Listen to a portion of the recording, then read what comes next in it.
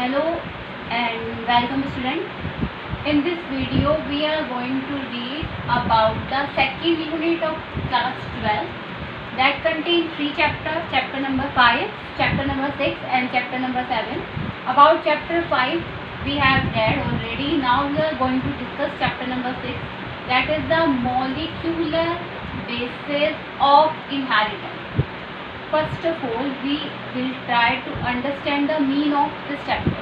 मतलब इसका simply word में हम बोलें तो इस चैप्टर में हम पढ़ने क्या वाले हैं. मॉलिक्यूलर लेवल पे, मॉलिक्यूलर बेसिस का मतलब है we will read on the molecular level पे हम पढ़ेंगे इनहेरिटेंस किस तरीके से होती है.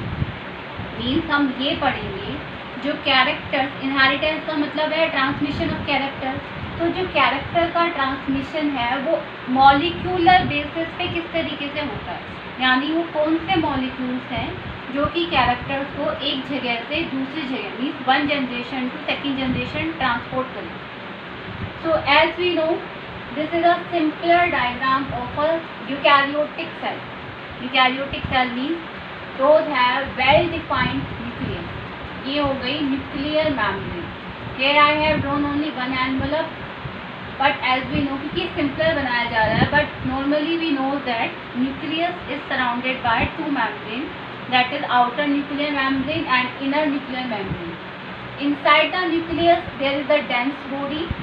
This dense body is called nucleolus and a thread-like structure. This thread-like structure is called chromatin material.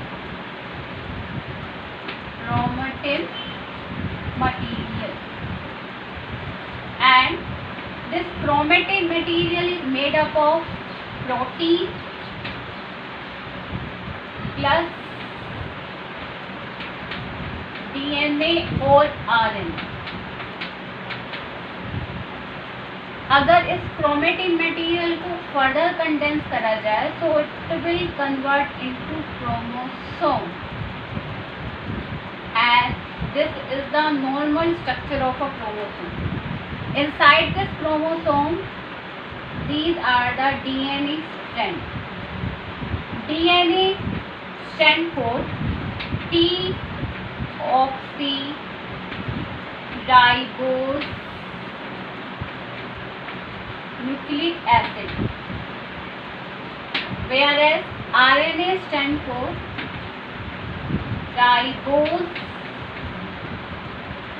nucleic acid. So actually these are genetic material. These two are genetic material which are known as genetic material means which passes the character from one generation to another generation. Clear. तो हमें यही पढ़ना है कि ये जो genetic material है, genetic material का मतलब हुआ हमारा ये डीएनए एंड आरएनए. ठीक है. DNA means deoxyribonucleic acid and RNA means ribose nucleic acid. अब ये डीऑक्सी क्यों है, this also we will read कि why we are using the word here deoxy. D means कमी और कमी किसकी, ऑक्सीजन की. न्यूक्लिक एसिड, एसिड का मतलब है these are negatively charge molecule. Clear. जहाँ भी एसिड आता है, एसिड का मतलब होता है both genetic material are negatively charge. Now अब हम ये इन द लास्ट क्लास यानी 11th class you read about जो जेनेटिक एसिड्स हैं, they are the polymer of nucleotides, which you read in the 11th class. That was the chapter number 11. Sorry, chapter number 9. That is the that was the biomolecule.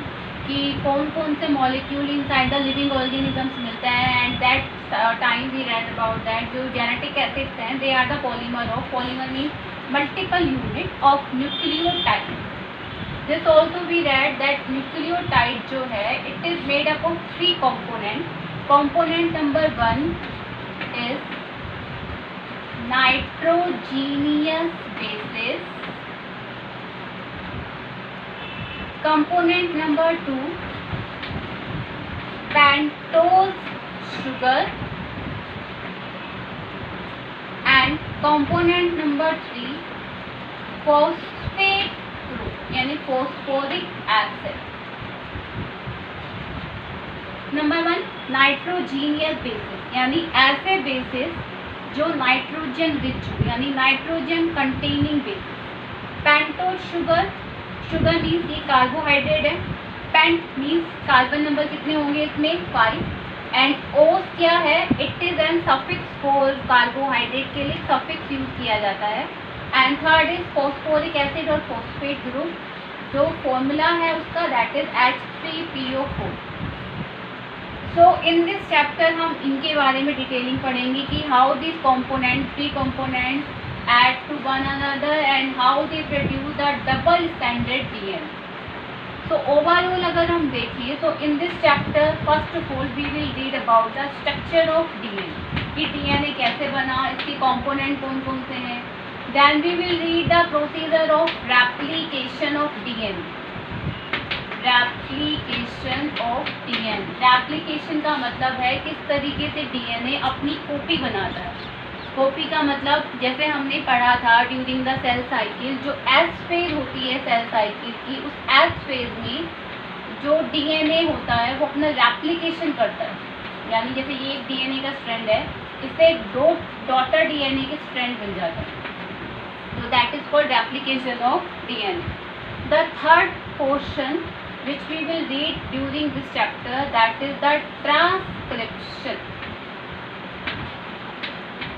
Transcription का मतलब ये है कि how this DNA will produce RNA. And RNA कौन कौन से होते हैं. Number 1 messenger RNA, number 2 transfer RNA, and number 3 ribosomal RNA. So that we will read during the procedure of transcription. Fourth number is encoding of amino acids, means amino acids कैसे बनेंगे. And then we will read about the translation. Translation means जो information messenger RNA में है, how it will produce protein component. क्योंकि ultimately बनाना तो protein ही है, क्योंकि यही प्रोटीन है जो सेल का मैक्सिमम पार्ट बनाएगा. एंजाइम्स, विटामिन, हार्मोन्स जो भी है वो प्रोटीन्स बना रहे हैं. So how this messenger RNA will converted into protein. And some of the procedure like here we will read about human genome project. Human genome, genome का मतलब है haploid set of chromosome. Haploid set means 23 pairs हैं. 23 pairs यानी 46. Haploid set का मतलब है 23 chromosome. इनकी sequence की जैसे ये एक क्रोमोसोम है, इस पे कौन कौन से जीन लोकेट हैं. जैसे ये जीन ए है तो इस जीन से बनने वाला प्रोटीन क्या है.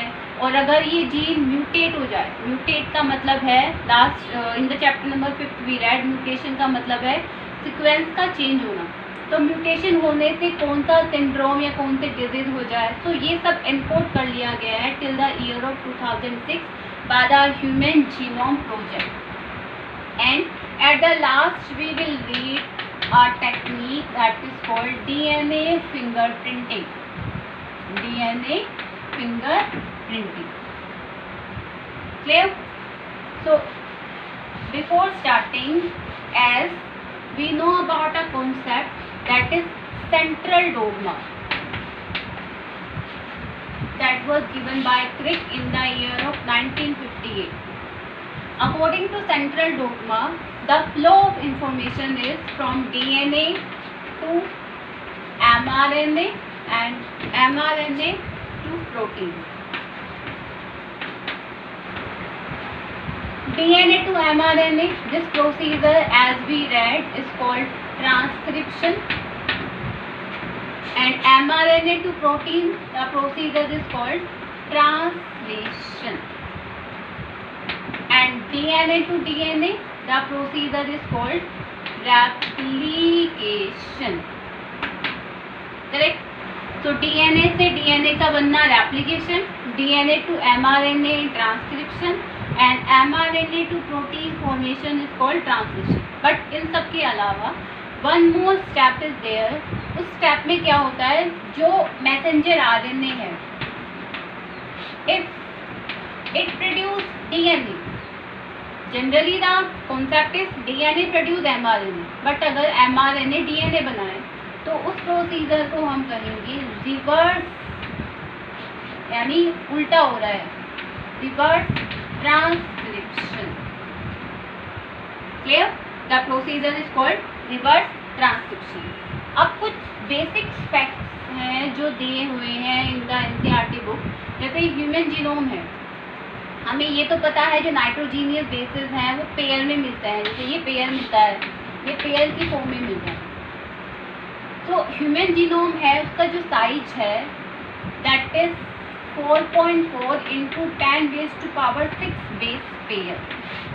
और ई कोलाई का जो साइज है that is 3 into 10⁻⁹ base pair. Clear?